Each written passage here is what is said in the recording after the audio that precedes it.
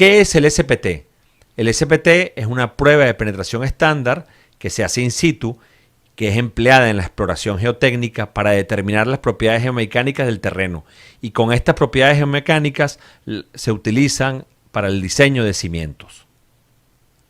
Vamos a hacer una pequeña nota histórica. Aquí a mano derecha tenemos el GO Pipe Sampler, que fue el primero que se hizo, y un esquema publicado en la Sociedad Geotécnica de Boston, donde el Colegio de Ingenieros Civiles publicó esto en los años 30.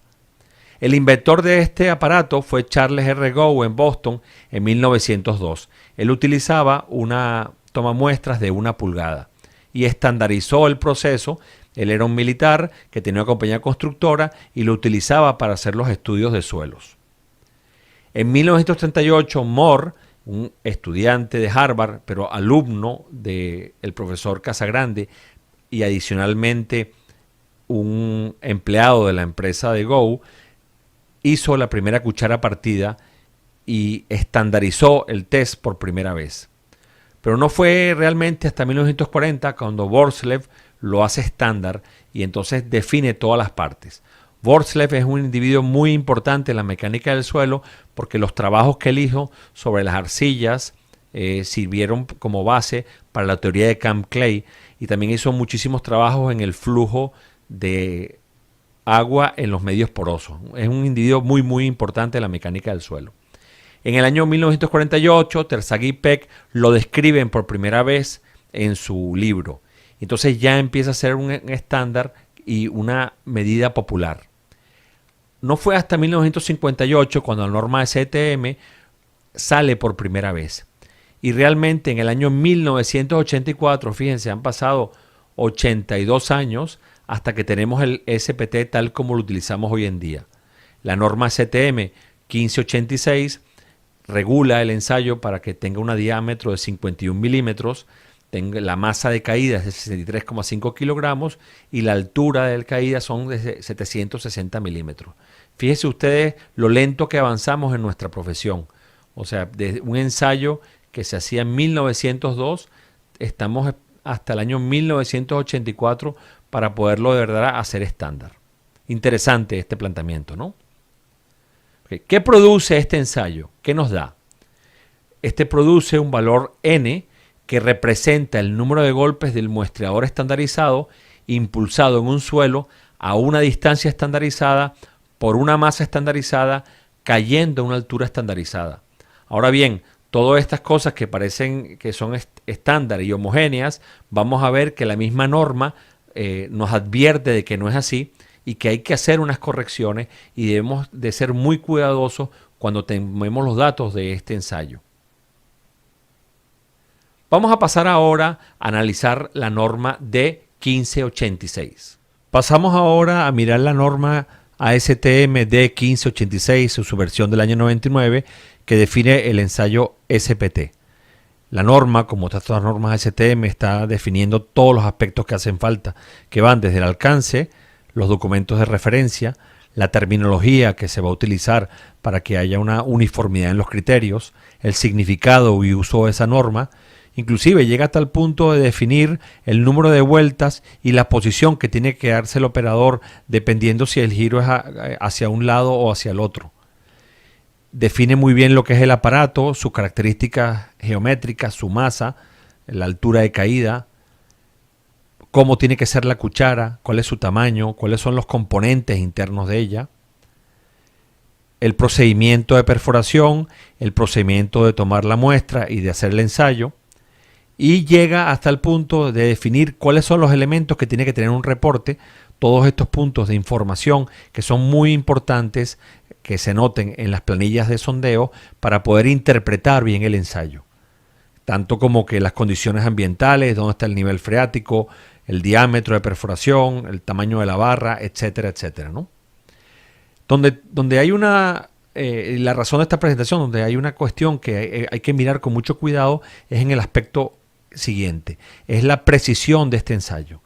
La STM admite en el punto 9 que ellos no han determinado la precisión de este ensayo porque consideran que es muy costoso hacerlo. El punto que es la base central de esta presentación es el siguiente. El 9.3 dice específicamente que el valor de N del SPT puede variar hasta un 100% dependiendo del perforador y la máquina que se utilicen. Fíjese bien lo que estoy diciéndole. En un terreno adyacente, o sea, dos perforadores trabajando en el mismo sitio, separados apenas unos centímetros, uno con una máquina de un tipo y otro con otra máquina de otro tipo, o los dos con la igual máquina, pero dos personas, uno más gordo y otro más flaco, o más fuerte o menos fuerte, puede haber hasta una variación del 100% en el número del SPT que cuenten. Fíjense ustedes lo que estamos hablando, ¿no? Y la complejidad que hay aquí. Entonces, esos valores están afectados por las características del equipo, cuál es la energía, la barra. Más adelante en la presentación voy a presentar los más importantes. Y todos estos aspectos hay que tomarlos en cuenta a la hora de interpretar un ensayo, de tal forma de poder desarrollar una obra segura y económica. ¿Por qué? Porque el 80 o 90% de las fundaciones que hacemos se hacen con este ensayo. Y aquí en la norma nos dice que puede haber hasta una variación del 100%. Por eso es tan importante medir estas cosas. Como hemos visto, es necesario hacer unas correcciones. Las correcciones más comunes que se hacen en orden de importancia, desde la más importante a la menos importante, son las siguientes. La primera tiene que ver con la energía desarrollada, que inclusive está mencionado en la norma. Muy importante si usamos un equipo manual o un equipo automático, hay una gran diferencia en términos de la energía. Igualmente, el sistema que se ha utilizado hace que haya unos cambios sumamente importantes. La presencia o no del nivel freático tiene una influencia muy importante en el resultado. Igualmente, la influencia de la sobrecarga quiere decir a la profundidad a la cual estamos haciendo ese ensayo es muy importante. La longitud de la barra de perforación tiene que tomarse en cuenta. No es lo mismo hacer un ensayo a 1 metro de profundidad que a 5 o 10 metros, cuando la energía se pierde a través de la barra, pero además contribuye la masa en sentido gravitacional. La presencia o ausencia de revestimiento también influye. Cuando estamos haciendo el sondeo, si hay un revestimiento o no hay, eso lo debe notar el sondista en su planilla. Igualmente, el diámetro del agujero tiene una influencia importante. Como ven, una cantidad de cosas que tienen que tomarse en cuenta para hacer un ensayo e interpretarlo de una forma correcta. Pasamos ahora a evaluar el software SPT Core. En la parte de abajo tienen un link para que lo puedan descargar. Es un software que yo considero que es muy útil porque tiene las cosas más importantes que hacen falta para interpretar bien un SPT. En primer lugar está la profundidad a la cual se hace el ensayo, la profundidad del nivel freático, la densidad promedio de ese suelo que estamos tratando, la altura de la barra por encima de la superficie, porque esa masa hay que considerarla en el elemento que vamos a estudiar. Y aquí en este dial uno va poniendo el SPT que hemos obtenido. Recuérdense que el SPT es la suma de dos valores, el segundo y el tercero de los 4 que hacemos en el ensayo. Fíjense ustedes cómo va variando a medida que aumenta el SPT, van variando las propiedades en función de todas estas referencias que están aquí. El grado de sobreconsolidación. No solamente este programa es interesante porque corrige el SPT, sino que además nos da parámetros que podemos variar en la función de el equipo que estemos utilizando y el método de cálculo dependiendo de la norma que nosotros usemos, ¿no?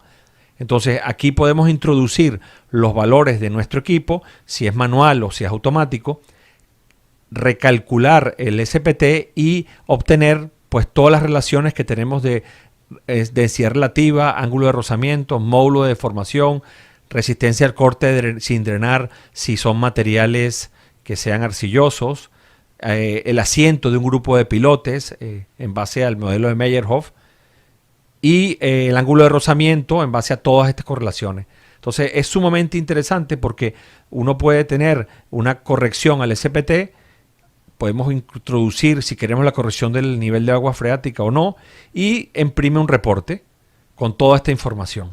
Bueno amigos, ya saben, no es lo mismo hacer un ensayo SPT manualmente como vemos aquí hecho por nosotros que hacerlo con una máquina de este tipo. Por favor, no se olviden de estas correcciones, que hay que hacerlas en los ensayos porque las diferencias son muy, muy importantes. Nuevamente, muchísimas gracias por su atención y hasta pronto.